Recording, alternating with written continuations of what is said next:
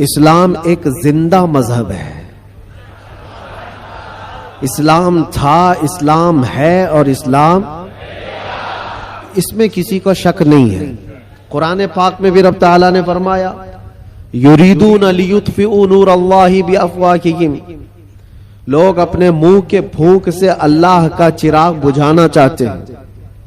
وَيَأْبَى اللَّهُ إِلَّا أَن يُتِمَّ نُورَهُ، اور اللہ تبارک و تعالیٰ اس چیز کو ہونے نہیں دے گا، وہ اپنے نور کو مکمل کر کے رہے گا.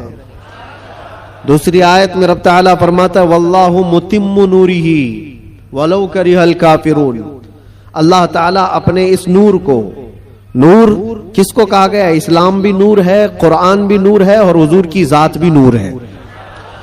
اور اس نور کو رب تبارک و تعالیٰ صبح قیامت تک قائم رکھے گا. وَلَوْ كَرِهَ الْكَافِرُونَ، کافروں کو اگرچہ یہ بات اچھی نہ لگتی ہو، کسی کو اچھی لگے نہ لگے، لیکن رب تعالیٰ اس کو زندہ رکھے گا. پوری ہسٹری اگر آپ اٹھا کر دیکھیں تو اسلام پر کبھی ایسا وقت نہیں آیا کہ پورے صفحے ہستی سے اسلام ختم ہو گیا ہو، پورا کا پورا مٹ گیا ہو اور اس کے بعد پھر دوبارہ اس کو زندہ کیا گیا ہو. ایسا کبھی نہیں ہوا.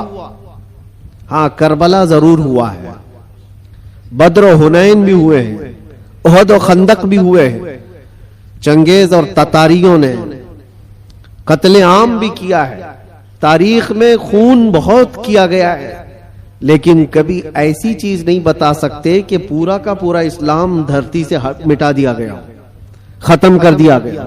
امپاسبل ہے، ہوگا بھی نہیں اور اب بھی نہیں ہوگا. تو پھر آپ سب کو ڈر کر جینے کی ضرورت کیا ہے؟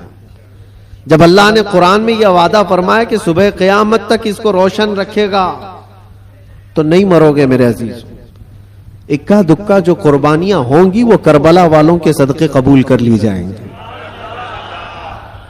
قربانیاں جو ہوں گی، جو آج پیش کی جا رہی ہیں، لیکن اسلام تھا اور اسلام ہے، اسلام رہے گا. اس کی حقانیت کی بنیاد پر یہ زندہ رہے گا، مسلمانوں کی ٹوپیوں سے نہیں. تمہارے چلت پھرت کی وجہ سے اسلام زندہ رہے گا ایسی گارنٹی نہیں ہے. اسلام حق مذہب ہے، وہ اپنی حقانیت کی بنیاد پر زندہ رہے گا. قرآن اللہ کا کلام ہے، اس کی حقانیت کی بنیاد پر وہ زندہ رہے گا. یہ تو ہمارا اور تمہارا امتحان ہے کہ ہم اس پر کتنے عمل کرتے ہیں، ہم اس پر کتنے کاربند رہتے ہیں، ہم اس پر کتنا یقین کرتے ہیں. آپ سے میں پوچھتا ہوں، کیا اسلام کے لیے جتنے سیریس ہو آپ، جتنی محبت کرتے ہو، دل و جان سے چاہتے ہو، تو کیا اسلام کے لیے آپ حقیقت میں سیریس ہو، حقیقت میں محبت کرتے ہو؟ اگر حقیقت میں محبت کرتے ہو تو کیا اسلام کو اپنے گھر میں بھی پسند کرتے ہو؟ آپ تو بولیں گے کہ ہاں اسلام کو میں گھر میں پسند کرتا ہوں. اپنی ذات پہ اسلام کو پسند کرتے ہو؟ سب سے بڑی بات ہے، یہ ذمہ داری کی بات ہے کہ جس چیز سے آپ محبت کرتے ہو وہ چیز آپ کے گھر میں ہونا چاہیے. تو آپ ایک نظر جا کر دیکھیں کہ میرے گھر میں اسلام نظر آتا ہے یا نہیں. میری عورت پر، میری بچیوں پر، میری بہنوں پر اسلام دکھتا ہے کہ نہیں دکھتا؟ یہ تمہاری ذمہ داری ہے. سڑکوں پر اسلام زندہ باد کے نعرے لگانا اور گھروں سے اسلام کو دور کرنا یہ ناانصافی ہے. یہ ہم اسلام کے ساتھ ناانصافی کر رہے ہیں. اگر آپ کو اسلام پسند ہے تو اپنے گھر میں بھی پسند ہو، اپنے چہرے پر بھی پسند ہو، اپنے لباس میں بھی پسند ہو. لیکن جو دگلی پالیسی آپ اس کو عمل کر رہے ہو کہ زبان سے اسلام کے پسند ہونے کا نعرہ لگاتے ہو اور جب عمل کے میدان میں آئے تو کسی اور کے عمل پر چل پڑتے ہو. ایک بات یاد رکھنا اے نوجوانوں، بہت ساری آج ایسی حرکتیں میں دیکھتا ہوں، ٹرینڈ بنتا جاتا ہے کسی سیلیبریٹی کو دیکھنا اور اس کے فین ہو جانا، دنیاوی اعتبار سے، اسلامی اعتبار سے نہیں. اور نوجوانوں نے نقشے سب بدل ڈالے، کپڑے بھی پھاڑ کر پہننے لگ گئے، کانوں میں بالیاں بھی ڈال لی، نتھ آنی باقی ہے اور چوڑیاں پہننا بھی باقی ہے. لیکن تقریباً جو کوئی پردے سیمی میں تمہیں دکھائے گا، یعنی ٹیلی ویژن پر کوئی بہت زیادہ مجرے کر کے دکھائے گا، وہ تمہارا آئیڈیل بن جاتا ہے، اس کی حرکتوں پر عمل کرنے لگ جاتے ہو۔ میں فلاں ایکٹر کا فین ہوں، کوئی لڑکی کہتی ہے فلاں ایکٹریس کی فین ہے، اور سب کچھ وہی چاہیے، کپڑے بھی وہی، کردار بھی وہی، ناک نقشہ بھی وہی، ساری چیزیں۔ ایک بات یاد رکھنا، جس کے اخلاق پر تم عمل کر کے دنیا میں فیشنیبل کہلانا چاہ رہے ہو، وہ تمہیں کبھی دیکھنے نہیں آتا، کبھی نہیں دیکھنے آتا۔ تم چاہے یہاں سے چیختے رہو، چلاتے رہو میں تمہارا فین ہوں، اس کو پتا بھی چلتا ہے نہیں پتا کیا معلوم، خامخواہ کسی کے پیچھے بھاگے بھاگے پھر رہے ہو، وہ کبھی نہیں دیکھتا کہ میری طرح کپڑا پہن رہا ہے، میری طرح چہرہ بنا رہا ہے، میری طرح بال کا سٹائل رکھتا ہے، کبھی نہیں دیکھتا۔ لیکن ایک بات یاد رکھو، تاجدار مدینہ رسول کریم صلی اللہ علیہ وسلم کے اخلاق پر جو عمل کرتا ہے، قسم خدا کی دنیا کی کسی بھی کونے میں رہو، آمینہ کے لال تمہیں ملاحظہ فرما رہے ہیں، رسول پاک صلی اللہ تعالی علیہ وسلم تمہیں دیکھ رہے ہیں۔ اور یہ بات اتنی پیاری ہے، جس کو دکھانے کے لیے تمہیں کرنا چاہیے وہ دیکھ نہیں رہا دنیا والا، لیکن رسول مختار صلی اللہ تعالی علیہ وسلم کی اگر ایک سنت پر کوئی عمل کرتا ہے تو وہ آقا اپنی قبر سے دیکھ کر مسکراتے ہیں۔ تمہارے اعمال ان کے پاس ہر جمعرات پیش کیے جاتے ہیں، ہر جمعرات کو امت کے اعمال حضور کے پاس پیش کیے جاتے ہیں۔ حضور پاک صلی اللہ علیہ وسلم فرماتے ہیں میں اپنے ہر امتی کو اس کے باپ کے نام سے پہچانتا ہوں، ہر امتی کو اس کے باپ کے نام سے پہچانتا ہوں۔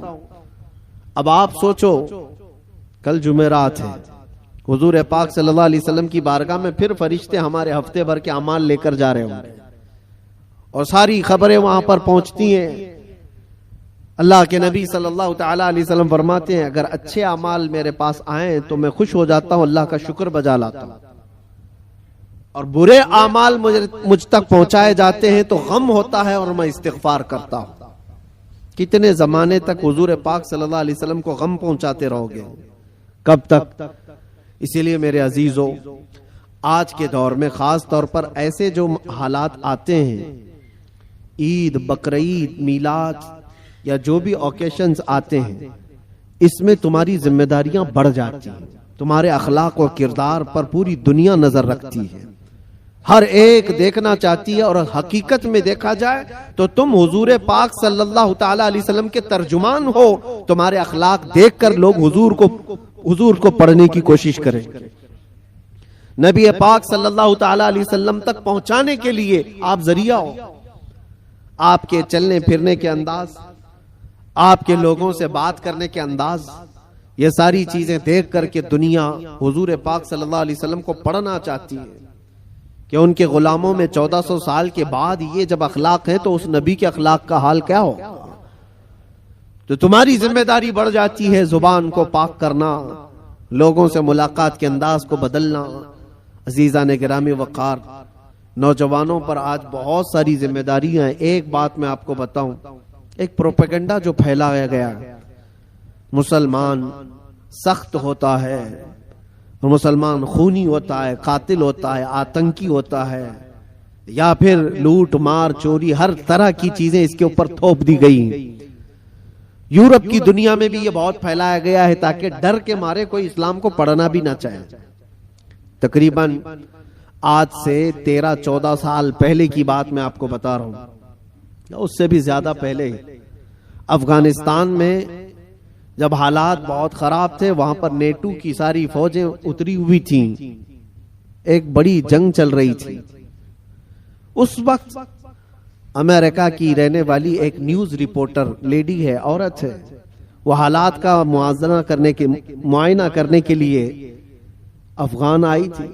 وہ کہتی ہے کئی دنوں تک میں الگ الگ علاقوں میں جا کر کے رپورٹنگ کرتی تھی اور واپس شام میں اپنی جگہ پر آ جاتی، اپنی قیام گاہ پر آ جاتی۔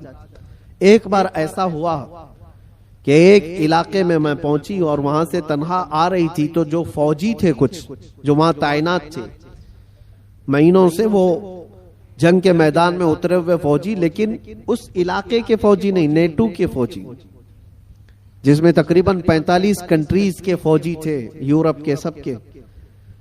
ان فوجیوں میں سے 2 فوجیوں نے اس کو پکڑ لیا، اس عورت کو، اور اس کے ساتھ کچھ غلط کرنے کے ارادے سے وہ ایک اندھیری جگہ پر اس کو کھینچ رہے تھے، لے جا رہے تھے. شام کا وقت تھا. اتفاق ایسا کہ 2 نوجوان مسجد کی طرف جا رہے تھے، مومنین میں سے 2 نوجوان وہاں سے گزر رہے تھے. تو وہ 2 نوجوانوں نے اچانک جب یہ حالت دیکھی کہ ایک خاتون کو زور زبردستی پکڑ کر کے کچھ لوگ گھسیٹ رہے ہیں، تو انہوں نے آواز لگائی، اور طاقتور پٹھان لوگ تھے، حملہ آور ہوئے. تو فوجی چونکہ غلط نیت سے اس کے ساتھ بدتمیزی کر رہے تھے، چھوڑ کر کے بھاگ گئے جب تک اس عورت کے کپڑے اپڑے پھٹے ہوئے تھے، حالت بری تھی.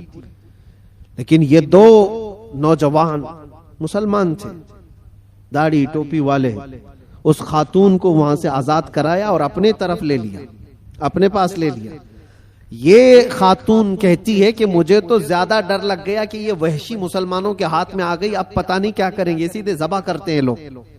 کیونکہ بچپن سے پروپیگنڈا دماغ میں تھا، امریکہ کی رہنے والی، اس کے دماغ میں یہی ساری چیزیں بھری گئی تھی. مسلمان سخت ہوتا ہے، قاتل ہوتا ہے، آتنکی ہوتا ہے، لٹیرا ہوتا ہے، نہ جانے کیا کیا چیزیں پھیلائی گئی ہیں. وہ ڈری ہوئی تھی عورت، کیا پتہ نہیں، وہ تو فوجیوں کے ہاتھ میں تھی، وہ اپنی جسمانی خواہش پوری کر کے چھوڑ دیتے، لیکن یہ لوگ تو بہت خطرناک قسم کے لوگ ہیں، یہ تو سیدھے ذبح کر دیتے ہیں، خون بہا دیتے ہیں.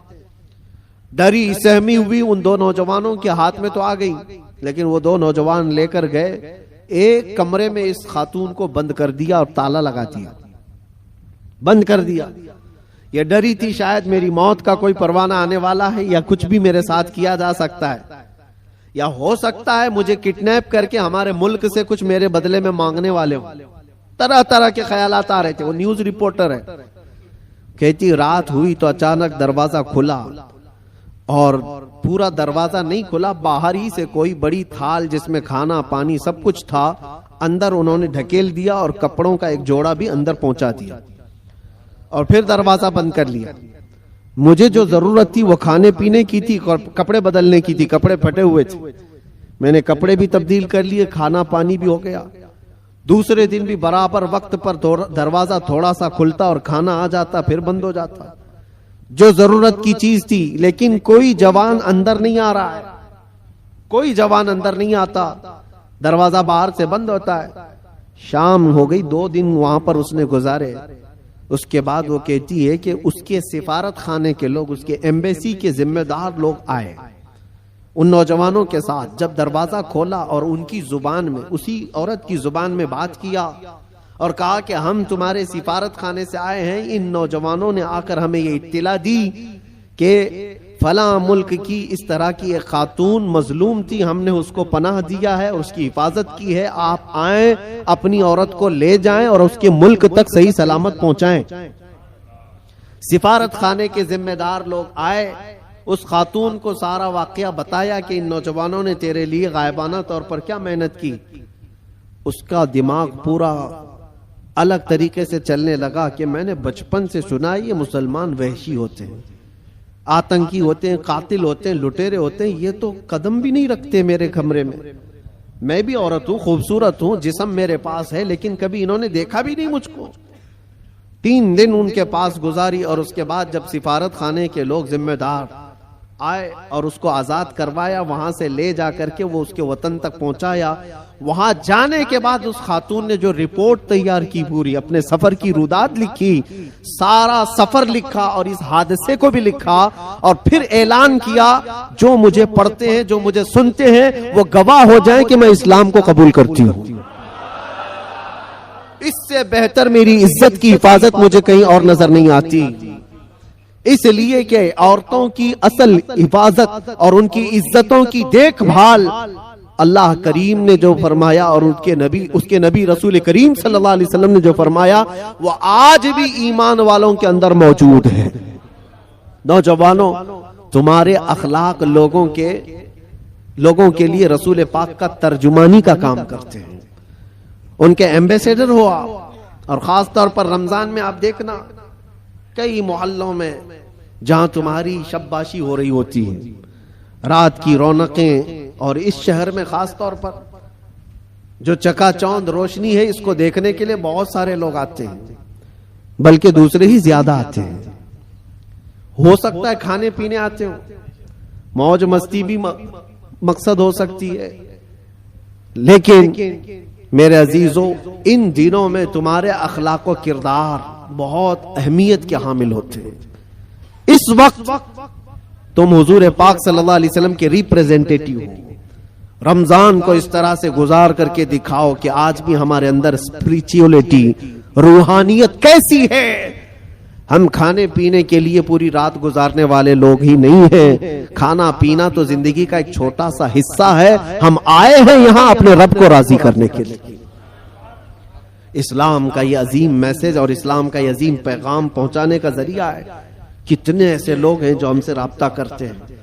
میرے عزیزوں سچ بتاؤں، جو ہمارے دین میں نہیں ہے وہ پیاسے ہیں، بہت سارے لوگ، مرد حضرات بھی، عورتیں بھی، لڑکے بھی اور لڑکیاں بھی، دور دراز سے وہ کسی نہ کسی طرح سے کانٹیکٹ کرنے کی کوشش کرتے ہیں کہ ہماری روح بہت پیاسی ہے، ہماری روح بہت پیاسی ہے، اور ہم اپنی روح کی سیرابی ڈھونڈتے ڈھونڈتے عمر بتا چکے ہیں، لیکن ہم نے آپ کے بیان سنے یا پھر اسلام کی یہ ساری چیزیں دیکھی ہیں تو روح کو سکون سا نظر آتا ہے، سکون سا نظر آتا ہے۔ ان لوگوں کو جو آتما کی شانتی کہیں نہیں ملتی، میرا چیلنج ہے وہ رب ذوالجلال کے سجدے میں انہیں سارا سکون مل جائے گا، اس لیے کہ بنایا ہوا پالنہار حقیقی کا یہ جسم ہے، اللہ کا بنایا ہوا یہ جسم ہے، اور اسی نے قرآن میں یہ فرمایا الا بذکر اللہ تطمئن القلوب، آگاہ ہو جاؤ اللہ کے ذکر میں ہی تمہارے دلوں کا سکون ہے، اللہ کے ذکر میں تمہارے دلوں کا اطمینان ہے، اور یہ اطمینان کرنے کے لیے تو رمضان ہے۔ آپ دیکھنا یہاں سے اسی آدمی کا بھاگنے کا من کرتا ہے مسجد سے جس کا دل کالا ہو چکا ہوتا ہے، جس کا دل پتھر سے سخت ہو گیا ہو، وہ گن رہا ہوتا ہے، گھڑی کی سوئیاں دیکھ رہا ہوتا ہے کہ کب اٹھوں یہاں سے بھاگوں، لیکن جس کا دل اللہ سے لگ گیا ہے وہ تو ظہر کے بعد عصر کا انتظار کر رہا ہوتا ہے، کیونکہ حدیث پاک میں حضور صلی اللہ علیہ وسلم نے یہ فرمایا ہے کہ 7 لوگ ایسے ہیں جن کو قیامت کے دن بھی اللہ اپنے عرش کا سایہ عطا فرمائے گا۔ وہ 7 لوگوں میں سے ایک ایسا آدمی ہے رجل تعلق قلبہ بالمساجد، ایسا آدمی جس کا دل ہمیشہ مسجد میں لٹکا ہوا رہتا ہے۔ دلوں کا سکون رب ذوالجلال کے حضور ہے، اور یہ پوری دنیا کو بتانے کی بھی ضرورت ہے۔ آج نفسا نفسی کا دور ہے، مادیت پرستی ہے، لوگ آج چاہے وہ جتنے بھی چمتکار دیکھ کر کے بھاگیں، لیکن میرا ایک یقین ہے میرے عزیزوں، روح کا سکون انہیں کہیں نہیں ملتا۔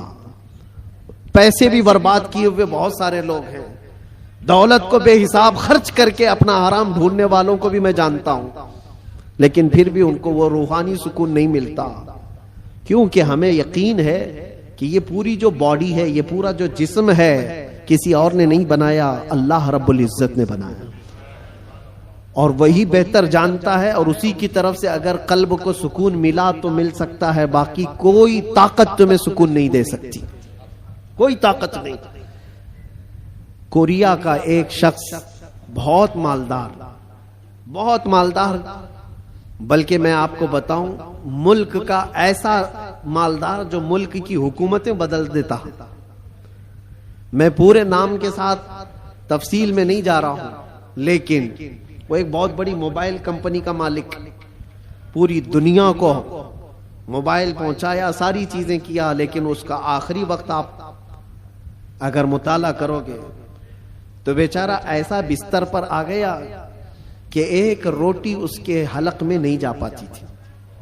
اس کا بیٹا اس کی جگہ لیا، لیکن ڈاکٹرز کی جو فیس بتائی جاتی ہے نا، جو خرچہ ہوتا ہے، وہ ایک ڈاکٹر کو پر ڈے وہ لوگ 1 کروڑ روپے خرچ کرنے کو تیار تھے، کہ کوئی اس کو بستر سے اٹھائے بٹھائے، مال کی کوئی کمی نہیں، سمندر جیسا ان کے پاس پیسہ، ان کا حساب نہ ہو، بے حساب، لیکن ایک شخص کو بستر سے اٹھانے کے لیے وہ ساری دولت خرچہ کرنے کو تیار ہے، لیکن کوئی ڈاکٹر 4 سال تک اس بندے کو اٹھا نہیں سکا، وہ کوما کی حالت میں رہا، جس حالت میں رہا 4 سال کے بعد کروڑوں کی فیس لے کر ڈاکٹروں نے ہاتھ اٹھا دیا اور کہا یہ ہمارے بس کا کام نہیں ہے، ختم ہو چکا ہے۔ یہاں یاد رکھو اے نوجوانوں، دنیا میں کوئی طاقت نہ تمہیں کھڑا کر سکتی ہے نہ بٹھا سکتی ہے۔ قرآن میں رب تعالیٰ فرماتا ہے وَإِن يَمْسَسْكَ اللَّهُ بِضُرٍّ فَلَا كَاشِفَ لَهُ إِلَّا هُوَ وَإِن يَمْسَسْكَ بِخَيْرٍ فَلَا رَادَّ لِفَضْلِهِ يُصِيبُ بِهِ مَن يَشَاءُ مِنْ عِبَادِهِ۔ یہ آیت اکثر ہم جیل میں بھی پڑھا کرتے تھے۔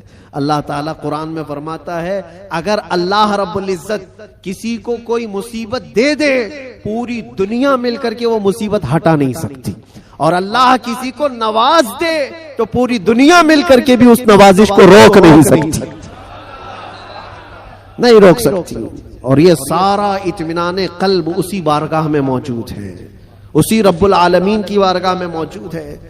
آج تمہیں واپس بلانے کے لیے یہ مسجدیں پکار رہی ہیں، خاص طور پر رمضان میں ماحول ویسی بن جاتا ہے۔ اللہ تعالیٰ بندوں سے اتنا پیار کرتا ہے، دیکھیں تمہاری سہولت کے لیے چاند دکھتے ہی شیطانوں کو قید کر لیا گیا کہ کوئی نہ آئے ان بندوں کو بہکانے کے لیے۔ صرف شیاطین کا ہی نہیں، حدیث پاک میں ملتا ہے جو سرکش جنات ہیں ان کو بھی قید کیا جاتا ہے، وہ بھی زبردستی کسی پر چڑھائی کر کے جو پریشان کرتے ہیں۔ ہندوستان میں زیادہ کرتے ہیں لگتا ہے، کیونکہ یہ جو آصف آتے ہیں، کیونکہ بابا یہاں زیادہ ہیں تو جنات بھی یہاں زیادہ ہیں، کیونکہ ہر گلی میں کسی بابا کی دکان ہے، اور جنات بھی یہی سوچ کر کے آتے ہوں گے کہ ان کا دھندا چلنے لگے یہیں سے۔ باقی ملکوں میں تو بہت کم نظر آتے ہیں، دوسرے ملکوں کا بھی ہم نے سفر کیا ہے، وہاں آصف زدہ لوگ، جنات جن کے اوپر آ کر کے پریشان کرتے ہیں، ایسے پیشنٹ، ایسے مریض بہت کم دکھتے ہیں۔ وہ مجھے ابھی تک پتہ نہیں وجہ کیا ہے کہ جنات ہندوستان میں زیادہ کیوں ہیں، جو لوگوں کے اوپر چڑھتے ہیں، سوار ہوتے ہیں۔ خیر، اور اگر کوئی رمضان میں بھی یہ آصفی معاملات کا شکار ہو کر کے یا بیمار زدہ لگتا ہے تو مجھے نہیں لگتا کہ حقیقت میں اس پر کوئی جنات ہیں۔ یہ تو حدیث پاک میں ہے کہ جو سرکش جنات ہیں، چاند دکھتے ہی رمضان کے ان کو قید کر لیا جاتا ہے۔ پھر کیا چیز ہے تمہارے پاس جو تمہیں بہکا کر لے جائے؟ شیاطین نہیں ہے، جنات نہیں ہے، ماحول رب تعالیٰ نے سازگار کر کے دیا ہے تم راتیں اس کے قیام کرو، اس کے دن میں روزے رکھو، اور پھر اتنا ہی نہیں بلکہ ڈیوٹی لگا دی گئی ہو کہ روزہ رکھنا ہے، نماز پڑھنا ہے، اس پر اجر کا اتنا بڑا وعدہ کیا گیا، اتنا بڑا وعدہ کیا گیا۔ حدیث پاک میں ملتا ہے من قام فی رمضان ایمانا و احتسابا غفر له ما تقدم من ذنبه او کما قال رسول اللہ صلی اللہ علیہ وسلم، جس نے رمضان کی رات کو قیام کیا ایمان کے ساتھ، پیچھے جو کچھ بھی کیا تھا سب اللہ معاف فرمائے گا، جو کچھ بھی کیا ہو سب معاف کر دیا جائے گا۔ اس میں یہ نہیں کہا گیا ہے کہ چھوٹا بڑا الگ الگ، بلکہ جو کچھ بھی اس سے ہوا ہے اب تک اللہ معاف فرمائے گا۔ اتنے بڑے اجر کا وعدہ ہے۔ رمضان تمہیں پاک کرنے کے لیے آیا، رمضان المبارکہ تمہیں رب تعالیٰ کے قریب کرنے کے لیے آیا۔ روزے بھی فرض کیا رب تعالیٰ نے تو یہ فرمایا لعلکم تتقون، تم پر روزے اس لیے فرض کیے گئے کہ تمہیں تقوی آ جائے، تم پرہیزگار بن جاؤ۔ تو رب تبارک و تعالیٰ کا یہ حکم ہے، ہم تو مائل بکرم ہیں، کوئی سائل ہی نہیں۔ روز اس کی راتوں پر رب تعالیٰ ندا فرماتا ہے کوئی مجھ سے بخشش طلب کرے میں اسے معاف کروں، لیکن لوگ کہاں پر ہیں؟ بہت سارے حالات ایسے بگڑے ہوئے ہیں کہ تمہاری راتیں بخشش طلب کرنے کی تھی، تم کیرم بورڈ پہ بیٹھے ہوئے ہو، رات بھر بکرے لڑا رہے ہو، مرغے لڑا رہے ہو، چیس کھیل رہے ہو، کرکٹ کے فٹ بال کے گراؤنڈ سجائے جاتے ہیں۔ یہ رمضان اس کے لیے آتا ہے؟ افسوس ہے، میں تو کہتا ہوں ان لوگوں پر تف ہے، لعنت ہے۔ رمضان کو بھی انٹرٹینمنٹ کا ذریعہ بنا دیا. لوگ تو ہمارے بزرگوں میں پہلے یہ ہوتا تھا، بزرگوں کا مطلب اولیاء کاملین کی بات نہیں کر رہا ہوں، گھر کے بڑوں کا بھی یہ حال تھا. اب تک بہت سارے گھروں میں رمضان کے آتے ہی ٹی وی پر پورا پردہ ڈال دیتے تھے، چادر اڑا دیتے تھے، بہت ساری چیزیں. رمضان آ گیا ہے، گھر کی صفائی ہو جاتی تھی. رمضان آ گیا ہے، کوئی ایسی چیزیں نہ رکھی جائے گھر کے اندر، بہت سارے اہتمام ہوتا تھا. اور تمہیں پتا ہے اس کے احترام پر اللہ تبارک و تعالی جنت عطا فرماتا ہے. روزہ نہیں رکھنے والے بھی دن میں کسی کے سامنے کھاتے پیتے نہیں تھے احترام کی وجہ سے. روزے دار کو کوئی ہاتھ نہیں لگاتا تھا، مارتا نہیں تھا. یہ بزرگوں کی تعلیمات ہوتی تھی کہ نہ ہاتھ نہیں لگانا، مارنا نہیں، روزہ دار ہے. یہ سارا احترام کہاں چلا گیا؟ اس کی وجہ یہ ہے میرے عزیزوں کہ تم اگر اس رمضان کو بھی بے احترامی میں گزارو گے تو یہ رمضان کل قیامت کے دن تمہارے خلاف مقدمہ کرے گا اللہ کی بارگاہ میں کہ اللہ میں اس کے گھر گیا تھا مگر اس نے میری توہین کی ہے، میری اس نے بے حرمتی کی ہے. اور حضور پاک صلی اللہ علیہ وسلم فرماتے ہیں قیامت کے دن جس کے خلاف رمضان کھڑا ہو گیا اس کو دوزخ میں جانا ضروری ہو جائے. رمضان اگر کسی کے خلاف کھڑا ہو گیا تو اپنے خلاف رمضان کو کھڑے ہونے نہ دو، اپنی حمایت میں کھڑے ہونے دو. کل رمضان آئے قیامت کے دن اور تمہاری سفارش کرے کہ مولا یہ میری راتوں کو جاگتا تھا، یہ میرے دن کو تلاوت قرآن کرتا تھا، روزے رکھتا تھا، غربا اور مساکین میں خیرات کرتا تھا، تمہاری نیکیوں کی گواہی خود رمضان دے گا.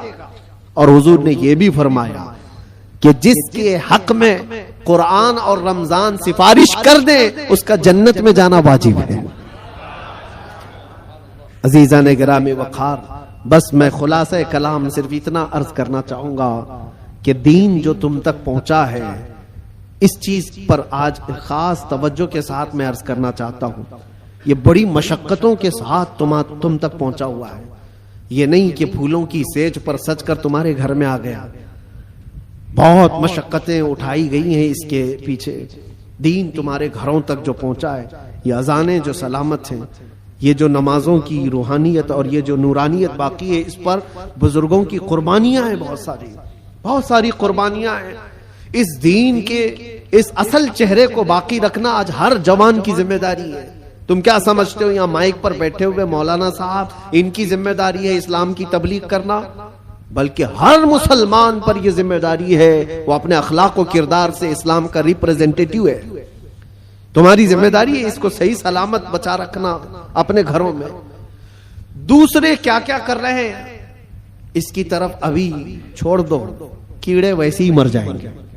موسم پر کیڑے آتے ہیں، ہوتا ہے نا. کوئی ایک موسم آتا ہے بارش سے پہلے بہت کیڑے دکھتے ہیں، کوئی علاج ہی نہیں ہوتا. کیا کیا جائے ان کا علاج اتنا ہی ہوتا ہے موسم جائے تو ختم ہی ہوتے ہیں. ویسے ہی اسلام کے متعلق، قرآن کے متعلق، نبی پاک صلی اللہ علیہ وسلم کی ذات کے متعلق ہرزہ سرائی کرنے والے، دشمنی پیدا کرنے والے ہر زمانے میں آتے ہیں، لیکن ان کا ایک خاص موسم ہوتا ہے. اس کے بعد پھر اسلام اسی آب و تاب کے ساتھ چمکتا رہتا ہے. اسلام ویسے ہی چمکتا رہے گا. نہ اس کو چنگیز ہلا پایا، نہ اس کو ہلاکو ہلا پایا، نہ اس کو بڑے بڑے طاقتور ہلا پائے. 50 لاکھ لوگوں کا جس نے قتل کیا، چنگیز وغیرہ جو تاریخ آپ دیکھیں، 50 لاکھ سے زیادہ لوگوں کا قتل جنہوں نے کیا، یہی سوچ کر کے کیا تھا نا اس دھرتی سے پورا مٹا دیا جائے، صفحہ ہستی سے ختم کر دیا جائے. حیرت کی بات ہے جس فوج نے بغداد پر حملہ کیا تھا وہی فوج دائرہ اسلام میں داخل ہوئی تھی. جس کو اقبال نے کہا تھا حرم کو مل گئے پاسباں صنم خانے سے، حرم کو مل گئے پاسباں صنم خانے سے. رب تبارک و تعالیٰ انہی کے درمیان ایمان کی ہدایت عطا فرما دی. یہ ہوتا رہے گا، یہ اسلام کا لہلہاتا ہوا پودا سلامت رہے گا. اور لوگ جس طرح کے آج حالات جو انوائرمنٹ کریٹ کیا گیا ہے، اس سے تمہارا امتحان ہے. تم گھبرا کر کے اب تم کیا چاہتے ہو؟ ایک سوال میں کرتا ہوں، اسلام میں ہو تو اس بات پر تمہیں کبھی گلٹی فیل ہوتا ہے؟ کبھی شرم محسوس ہوتی ہے؟ کبھی شرم محسوس ہوتی ہے کہ میں مسلمان ہوں؟ نہیں شرم آتی ہے تو پھر ٹوپی کیوں چھپاتے ہو؟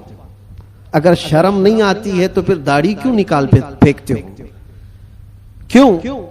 اگر تمہیں اسلام پر قائم رہنے میں فخر محسوس ہوتا ہے تو کھل کر کے اسلام پر عمل کرو، کھل کر کے۔ اسلام کسی جرائم پیشہ لوگوں کا اڈا نہیں ہے، پوری دنیا کو اچھے اخلاق سکھانے والا ایک مکمل دین ہے، پوری دنیا کو اخلاق سکھانے والا یہ دین ہے۔ تو مجھے شک کیوں ہے اس بات پر؟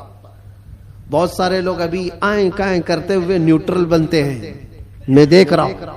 جب کبھی کوئی سوال آ جائے تو کچھ دانشور بن کر کے بیٹھتے ہیں اور پھر ایک نیوٹرل باتیں، ایک سیکولر باتیں کرتے ہوئے وہ یہ محسوس کرانے کی کوشش کرتے ہیں کہ ہم یہ نہیں سمجھتے، اسلام میں یہ چیز نہیں ہے، وہ چیز نہیں ہے، یہ بزرگ اسلام میں نہیں، وہ بزرگ اسلام میں نہیں، صرف اس لیے وہ کر رہے ہیں کہ دوسروں کو کچھ خوش کریں۔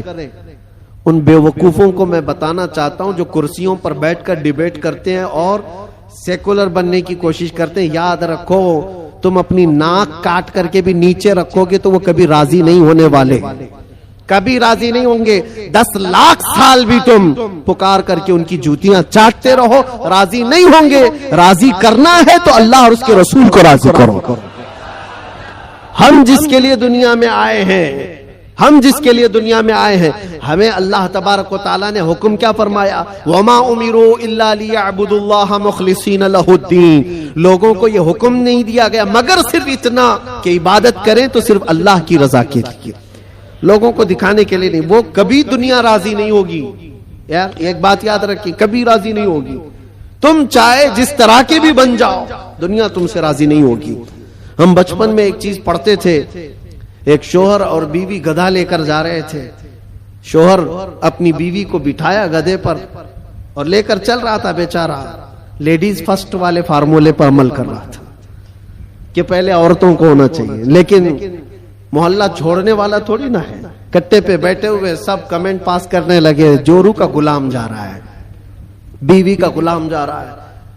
ایک حقیقت چیز ہے، اور یہ سن کر کے اس کو بہت برا لگا اور اس کی عورت کو اتار دیا، تو اتر جا میں بیٹھوں گا۔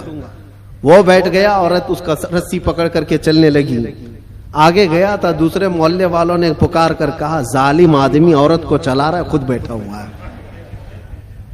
اس کے بعد اس نے کہا کہ رہنے دو، دونوں بیٹھ جاتے ہیں۔ دونوں بیٹھ گئے تو تیسرا ایک محلہ آیا اور کہا کتنے ظالم ہیں، ایک سواری ہے، دو بیٹھے ہوئے ہیں۔ وہ بیچارہ گدھا جھکا جا رہا ہے، اس پر رحم نہیں کرتے لوگ۔ کہا کہ دونوں اتر جاتے، خالی لے کے چلتے۔ چوتھے محلے والوں نے کہا پاگل لوگ ہیں، سواری ہے پھر بھی چل کے جا رہے ہیں، کرے تو کیا کرے آدمی؟ ایک بیٹھے تو لوگوں کو تکلیف، دو بیٹھے تو لوگوں کو تکلیف، نہ بیٹھو تو تکلیف۔ یہ کوئی ایک لطیفہ نہیں، دنیا کا مزاج یہی ہے۔ تم ٹوپی پہنو تو تکلیف، داڑھی رکھو تو تکلیف، سب نکال کر ننگے پھرو تو بھی تکلیف۔ دنیا کبھی تم سے راضی نہیں ہوتی۔ ہاں ایک فارمولا یاد رکھو، جیسے ہو تیسے ہو، پھٹے پرانے کپڑے ہی کیوں نہ ہو، ایک سجدہ کرو مولا راضی ہو جاتا ہے۔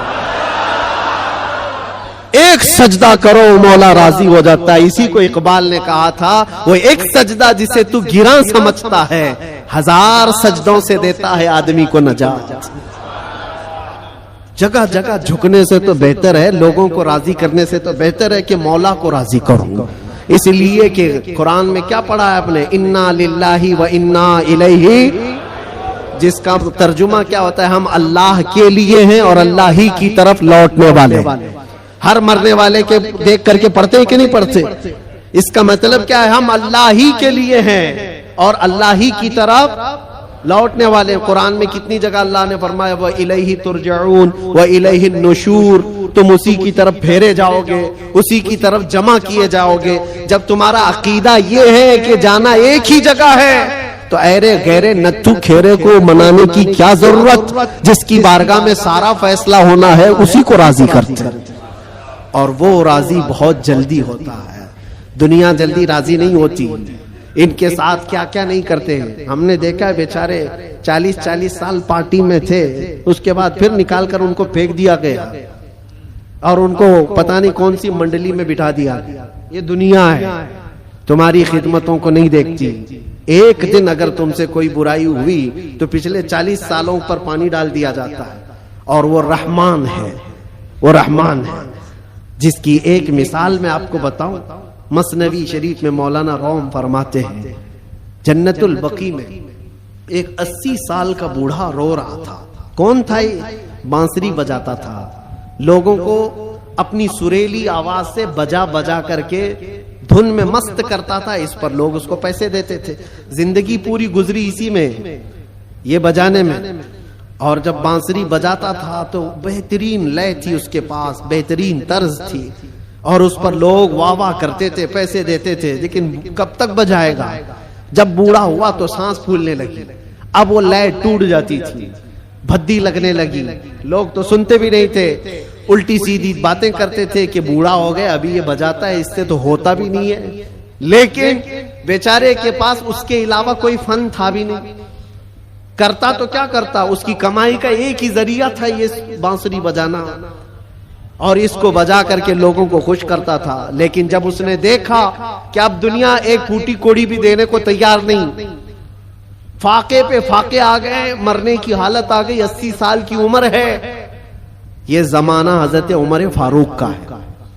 اس وقت یہ بوڑھا جنت البقیع قبرستان مدینہ طیبہ کا آیا اور اس بانسری کو اپنے گھٹنے سے توڑ ڈالا, توڑ دیا اور کہا پھینک دیا. کہا اے خالق کائنات, تو نے مجھے پیدا کیا, لیکن اگر میرے حصے میں رزق نہیں ہے تو مجھے موت دے, میں قبرستان میں کھڑا ہوں, میں اب کسی اور پر بوجھ نہ بنوں, میں یہیں مروں اور یہیں سو جاؤں, مجھے معاف کر دے مولا. وہ روتا رہا. جب حالات کا مارا ہوا آدمی مولا کی بارگاہ میں روتا ہے نا تو اس کا دل بھر آتا ہے. حالات کا مارا ہوا جب روتا ہے تو اس کے رونے کی آوازیں آسمانوں کو چیر دیتی. تمہیں اندازہ نہیں, یوں ہی رونے والا الگ ہے, لیکن حالات سے مارا ہوا, دل کا ٹوٹا ہوا جب روتا ہے تو اس کی آوازیں 7ویں آسمان کے اوپر جاتی ہیں. رویا, بے انتہا رویا, اور گر کر کے وہیں سو گیا. نہ کھانا ہے نہ پانی ہے, کئی دنوں کا بھوکا ہے. اللہ اکبر. یہ زمانہ ہے حضرت عمر فاروق رضی اللہ تعالیٰ عنہ مسجد نبوی شریف میں ہے, اور وہ پڑھتے پڑھتے حضرت عمر کو اونگ آئی, اور جیسی ہی ان کو اونگ آئی خواب میں رسول پاک تشریف لائے. فرمایا عمر جلدی اٹھو, اپنے گھر سے کھانا پانی لو, اور جنت البقیع میں اللہ کا ایک مہمان کھڑا ہے, اسے کھلاؤ. حضرت عمر گئے, کچھ نہیں دیکھا, کون ہے کیا ہے پتہ نہیں ہے, کون ہے معلوم نہیں. حکم ہوا, گھر گئے اور توشہ دان لیا, جو کھانے پینے کی چیزیں میسر تھی سب لے کر کے فوراً جنت البقیع آئے. دیکھا کہ کون ہے یہاں پر, اتنی رات گئے, کون بندہ ہوگا. تلاش کرتے کرتے درمیان میں پہنچے تو ایک بوڑھے کو وہاں پر غش کھائے ہوئے پڑا ہوا دیکھا. اس کو اٹھایا, جیسے ہی اٹھایا وہ کانپنے لگا. وقت کا بارعب خلیفہ سامنے کھڑا ہے.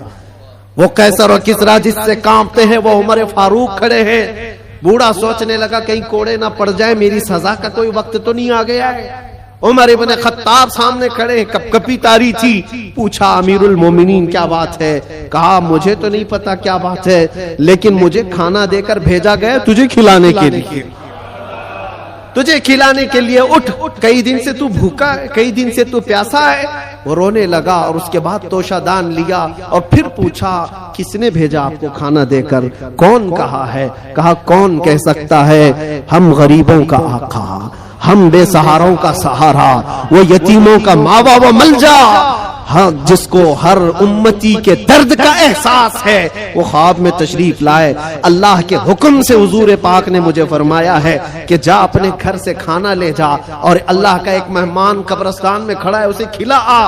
اتنی بات سننی تھی, وہ چیخ مار کر کے گرا اور کہنے لگا 80 سال تک میں نافرمانی کرتا رہا, 80 سال تک بانسری بجاتا رہا, دور بھاگتا رہا, آج ایک دن کیا اس رحمان کو میں نے پکارا, وہ 80 سال کی ساری چیزوں کو چھوڑ دیا اور میرے پیٹ بھرنے کے لیے وقت کے خلیفہ کو بھیج دیا. اس رحمان کا، اس ارحم الراحمین کا یہ مظہر ہے میرے عزیزوں. آپ کیا سمجھتے ہیں دنیا کو مناتے رہ جاؤ؟ نہیں مانتی، یہ جھوٹی ہے، مکار ہے، عیار ہے، دغاباز ہے. شہد دکھائے زہر پلائے، قاتل ڈائن شوہر کش، اس مردار پہ کیا للچائے. دنیا دیکھی بھالی ہے، سونا جنگل رات اندھیری چھائی بدلی کالی ہے. سونے والوں جاگتے رہیو، چوروں کی رکھوالی ہے. آنکھ سے کاجل صاف چرا لے یا وہ چور بلا کے ہیں. تیری گٹھری تاکی ہے اور تو نے نیند نکالی ہے. وہ تو نہایت سستا سودا بیچ رہے ہیں جنت کا، ہم مفلس کیا مول چکائیں، اپنا ہاتھ ہی خالی ہے.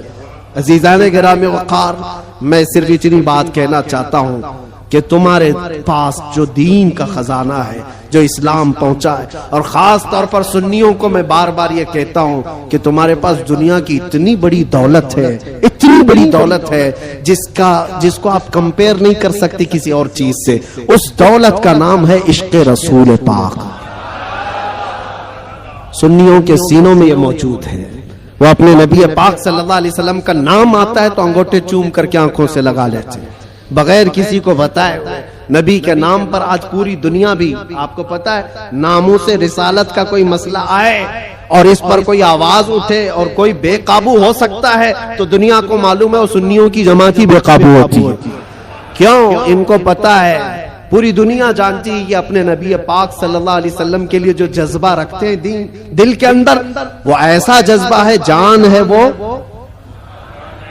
ہمارا جذبہ کیا ہے؟ جان ہے وہ، اور جان ہے تو ہاں جان ہے ہمارے لیے. اور پھر ہمارا ماننا تو یہ ہے وہ جو نہ تھے تو، اور وہ جو نہ ہو تو، ہماری زندگی میں حضور نہ ہو تو کچھ نہیں. ہماری پوری حیات، ہماری پوری لائف، یہ جو خزانہ تمہارے پاس ہے یہ بہت قیمتی ہے، بہت قیمتی ہے. اسی کو اعلیٰ حضرت نے کہا ہے آنکھ سے کاجل صاف چرا لیں گے.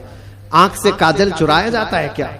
یہ جو لگا ہوا شیشی کا کاجل ہے نہیں، یہ استعارہ ہے. شعر میں کہا گیا مومنو تمہارے پاس جو آنکھ کا کاجل ہے وہ عشق رسول ہے، تمہاری آنکھوں کا وہ نور ہے. اور بہت سارے بھیڑیے گھوم رہے ہیں اسی کاجل کو چرانے کے لیے. تمہارے دلوں سے وہ نکال لیں، تمہاری آنکھوں سے وہ نکال لیں. اور بیچارے کتنے تو بہک گئے، چوری ہو گئے اور چوروں کے ہاتھ میں گر گئے اور دلوں کے اندر سے حب مصطفیٰ نکلتی چلی گئی. تو ان چوروں کے ہاتھ نہ لگ جاؤ، تم اپنے عشق رسول کی حفاظت کرو.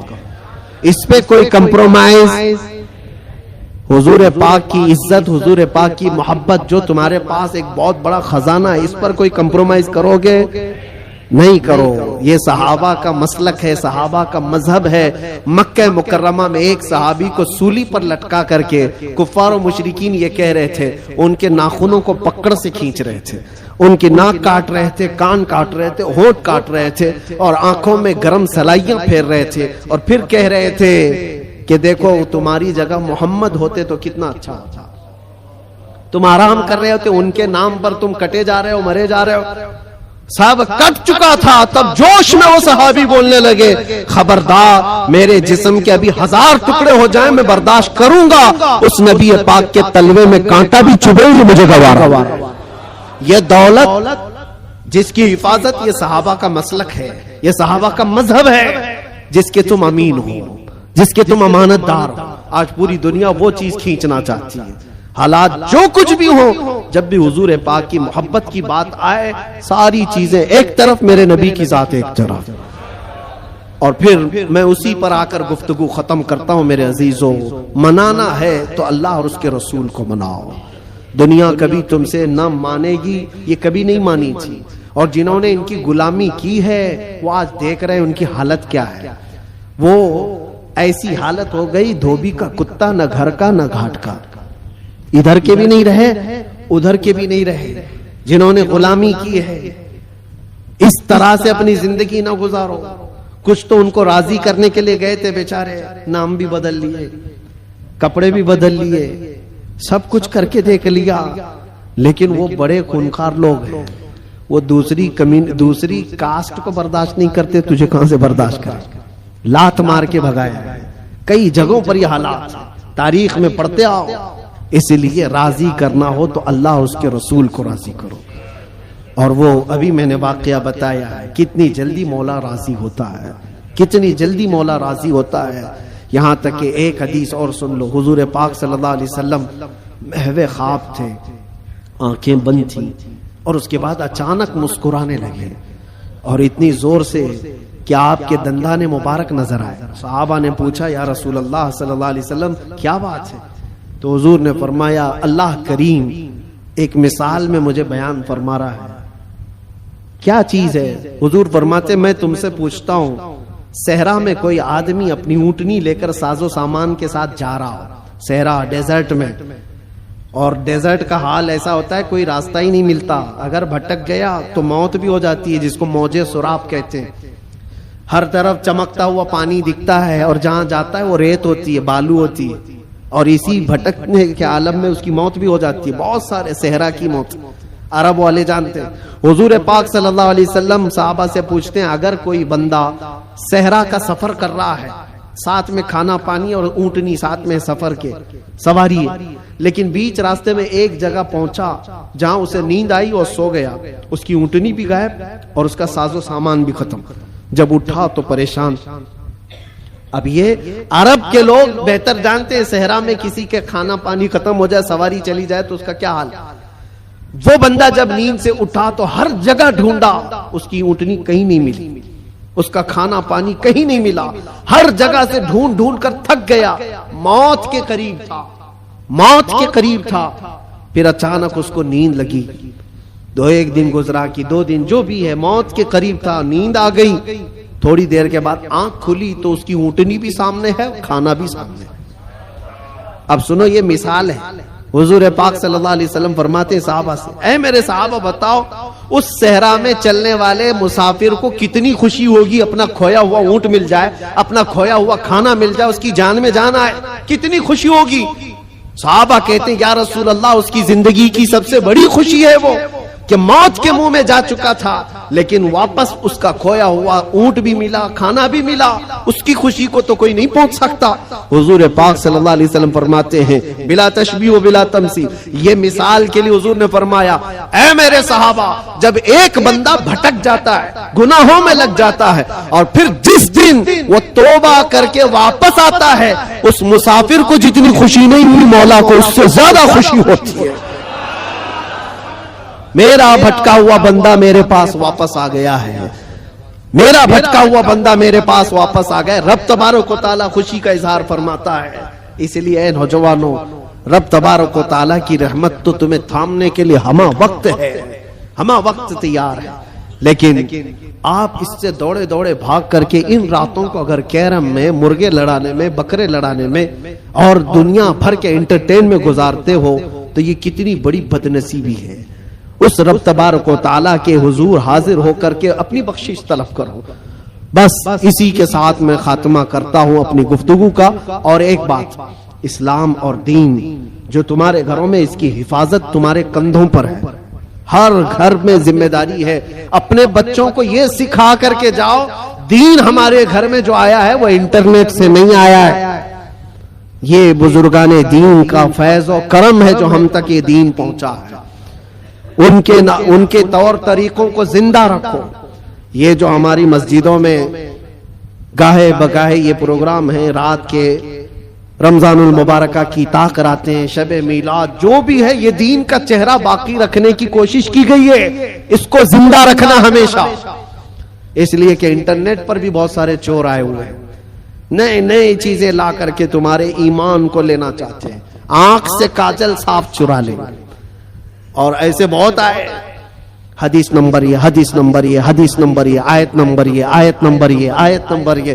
صاحب نے نوجوان کو ایسا لگتا ہے کیا ریفرنس دیتا ہے، کتنا دماغ ہے اس کا۔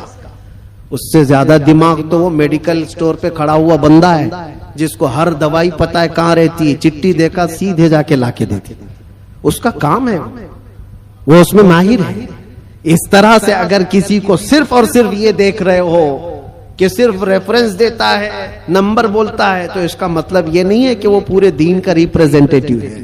ضروری نہیں. تم تک جو دین پہنچا ہے معیار یہ دیکھنا کہ اگر غوث و خواجہ کی محبت سلامت ہے، اگر صحابہ و تابعین کی محبت سلامت ہے تو یہ دین کا صحیح راستہ ہے. اس لیے کہ رب تبارک و تعالیٰ نے بھی یہی فرمایا ہے، دعا یہی کرو اس راستے پر اللہ ہمیں چلا جس پر چلنے والوں پر تو نے انعام نازل فرمایا. انعام کس پر نازل ہوا ہے؟ صدیق اکبر پر ہوا ہے، فاروق اعظم پر ہوا ہے، عثمان غنی پر ہوا ہے، حیدر کرار پر ہوا ہے. حسنین کے راستے پر چلنے والے پر انعام نازل ہوا ہے. وہ صحابہ، تابعین، اولیاء کاملین کے راستے پر چلنے والوں پر انعام نازل ہوا ہے. اسی راستے کا نام غوث کا راستہ ہے، اسی راستے کا نام غریب نواز کا راستہ ہے، اسی راستے کا نام مسلک اعلی حضرت ہے. اس سے ادھر ادھر آئیں بائیں نہ کرنا. اللہ سلامت رکھے. دین پاک کو اور عشق رسول کو اپنے گھر میں محفوظ رکھنا ہے تو اس راستے کی حفاظت کرو، اس راستے کی حفاظت کرو، اس چہرے کی حفاظت کرو. اللہ کریم کہنے سننے سے زیادہ ہمیں عمل کی توفیق عطا فرمائے. زندگی یہ نہیں کسی کی کسی کے لیے، زندگی ہے نبی کی، نہ سمجھ مرتے ہیں زندگی کے لیے، جینا مرنا ہے سب کچھ. لبیک یا رسول اللہ، لبیک یا رسول اللہ، لبیک یا رسول اللہ.